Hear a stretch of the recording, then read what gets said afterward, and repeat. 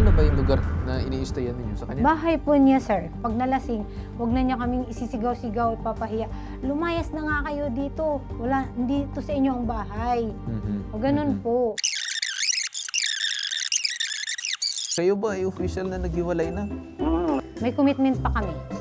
Pinapapasok-pasok niya ako sa kwarto, hinahaltak niya ako. Sige Ganyan, ma'am, sir. ayoko masyado Opo. pag-usapan yun kasi relasyon yan eh. Pambansang sumbungan, handa kang ipaglaban ang programa ng ating buong sambayanan. Ma'am, kayo po ay lumapit dahil pinapaalis na po kayo dun sa tinitirhan nyo? Yes po. Pinapalayas na niya kami. Pag nalasing siya, ura-urada. Magtatawag daw siya ng barangay tanod para mapalayas na kami.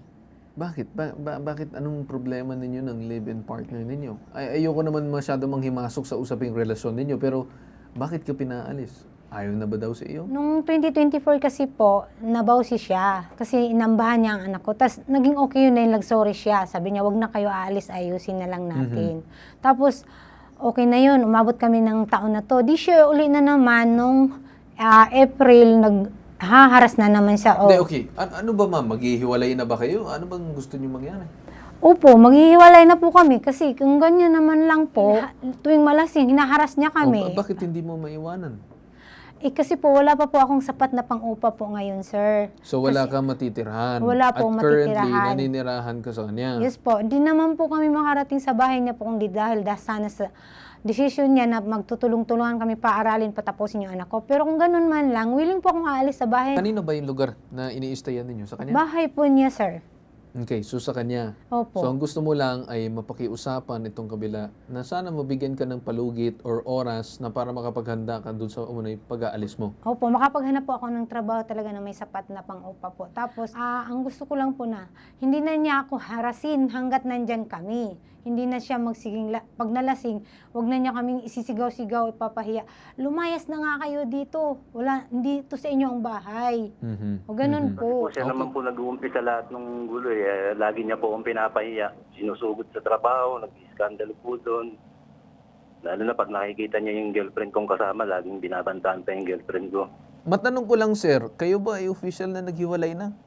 Matagal na po yan. Ilang beses na una sa barangay. Noong 2024, last na niya, pinagbigyan hanggang May lang siya. Okay, kailan po kayo sir naghiwalay? Nung nung 24. Pero hindi pa rin siya umalis sa bahay. Hindi, kailan? Anong buwan, anong taon?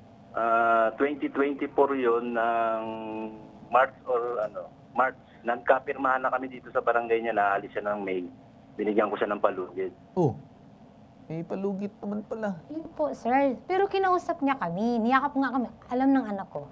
Niyakap niya kami, wag na kayong aalis. Babaguhin na natin, aayusin natin pagsasama. Mamatay man ako sa kinaupuan ko, sir. Yan, nag-sorry siya noon that time. Kaya umabot ako sa taon na to. Totoo ba yun, Alejandro? Lang rin po kasi hindi ko sila mapalis dahil wala rin matitira pero pabalik-balik po yung Totoo ba, Sir Alejandro, na niyakap-yakap po pa daw siya? Sinabi mo na, huwag ka na alis, buuin natin tong pamilya. Hindi ko po ginawa yun. Sinabi ko lang, huwag silang aalis dahil wala pa silang sapat na matitirahan. Pero yung ugali niya, pabalik-balik, ganyan, laging namamaya, laging galit, lalo na pagpagod. Kaya desisyon na ako na huwag na kami magsama. Kaya magkaiwalay na po yung tulugan namin yan. Magkahiwalay na kayo ng tulugan. Kailan pa sir kayo magkahiwalay ng tulugan? Tagal na po, taon na po. Akala ko ba sir, 2024 pa ng Mayo mo pinaalis, kung last year yun, 2026 yun, di 2025 nagsasama pa kayo sa isang kwarto. Ay, hindi yun. Nung nagano na po kami noon, nung binawsi niya ako dito na umalis na po sila dun sa kwarto. Ano ba sir yung mga ginagawa mo? Bakit ka pinabawsi? Ewan ko sa kanya. Siyempre, pag yung anak niya sinasaway ko, nagagalit siya. Yung anak niya pala sagot. Di ba po maghanap talaga ako ng sapat na trabaho na may sapat na sweldo. Willing po ako aalis dyan. Hanggat nandyan kami, sir. Wala ka ba ma'am, ibang kamag-anak dito sa Manila? Wala po kaming ibang kamag-anak, sir. Kung meron lang sana ang makatulong. Bakit hindi ako maglalapit doon? Ikakamatay nga lang yun ng anak kong inaasahan doon sa Caloocan noong December 29 po. Science, yun talaga sana ang uwian ko sa Caloocan. Inamatay nga po. Ang sa akin ngayon, kagustuhan mo na mabigyan ng palugit? Opo, sir. Pero hanggat nandyan Baka naman mamaya, sasabihin mo na naman na yayakapin ka, tapos magiging okay na naman kayo, bati-bati na tayo, huwag ka na aalis. O yun po, sir, ang Hindi, dapat desidido ka. Opo, sir. Baka mamaya yakap-yakapin ka lang, sabihin, huwag ka na Yan alis. po ang isa-suggest ko, sir. Kung mangyari man na susuyuin niya ako uli, pipirma na siya sa barangay na hindi na niya kami haharasin. Hindi na, ngayon na natin gawin yung Opo. pirmahan. Ngayon na Opo. natin gawin yung pirmahan, pati yung Opo, pagpalugit sa iyo, ma'am. Kasi sir, nang susuyo, kaninang madaling araw, sir, sinusuyo na nga na naman niya ako eh. Sasabihin niyang matagal na kami naghiwalay, pero, prangka lang po, sir. May commitment pa kami. Pinapapasok-pasok niya ako sa kwarto, hinahaltak niya ako, nakikita ng anak ko yan, sir. Okay. Oo. Sige, Yun sige yan, ma'am, sir. ayoko masyado Opo. pag-usapan yun kasi relasyon yan eh. But, Opo. i-ano na lang natin, ma'am, ngayon. Tanungin muna kita, no? Talagang desidido ka ba? Yes po, sir. Eh baka naman, ma'am, suyuin ka lang tapos. Eh kung mangyari po yung suyuin, sir, pipirma na, ay mangako siya ngayon na wala nang haharas mangyari, makainuman siya o hindi. Yun po ang gusto kong ipapangako. Kung magpapasuyo man ako sa kanya, kung susuyuin man niya ako. Niya, ayaw na daw niya na maharas daw siya, ayaw na daw niya na kung ano-anong marinig pa dun sa kanyang dating kinakasama, pero ngayon nangihingi lang daw siya ng palugit para doon sa trabaho at lugar kung saan man siya lilipat. Ano pong masasagot ng ating vowsy ma'am ng barangay? Kay ma'am po yun, kung yun po yung gusto niya po, kung magkaroon po ng kasunduan, pwede naman po sa barangay. Okay. And also ma'am, let's say, within the months, kung talagang bibigyan siya ng palugit, ay pwede ba mag-monitor ang inyong barangay kung concern niya talaga ay umanay pangaharas or kung ano man pa? Possible ba yun ma'am na mag-check kayo from time to time hanggang sa pag-alis niya? Sinabi ko naman po sa kanya kay Ma'am Elinita kahapon, kung gusto niya magkaso, pwede na namin siyang i-assist. Yeah. Balita ko ma'am, nagpirmahan na daw noong 2024 dyan sa inyong barangay. Yung kasama po namin Bausi po yun. Yun po ang alam ng Bausi namin, yung kasama namin Bausi, na naghiwalay na po sila. Yung pala, nagsasama pala sila ulit. Pero magkahiwalay na kwarto. Okay. Hindi na nagsasama mo ulit, pero magkahiwalay na ng kwarto sa isang bahay. Ano ba? Opo. So, ngayon ma'am, I think it's best na dapat maniguro na talagang desidido ito si ma'am. Kasi baka bila mamaya, hilot-hilutin lang Ayun siya, sabit-sabihan na, ma'am, balik ka na, okay na tayo, buo na tayo, ganyan-ganyan. Baka mamaya, ganun na naman, no, Ma'am Marie? Ay, nakimam na po yun kung papayag po siya. Talagang desidido ka na ba, ma'am? Decidido naman po talaga ako, sir. Pag may sapat na talaga akong matagal po kung gustong lumayas talaga dyan. Kung may sapat na sana akong pang-upa at pagkakitaan na makakaupa na talaga. Kasi ang mahal naman talaga kasi doon ng upahan, tas ang anak ko nag-aral pa. Kung ako lang mag-isa, sir? No.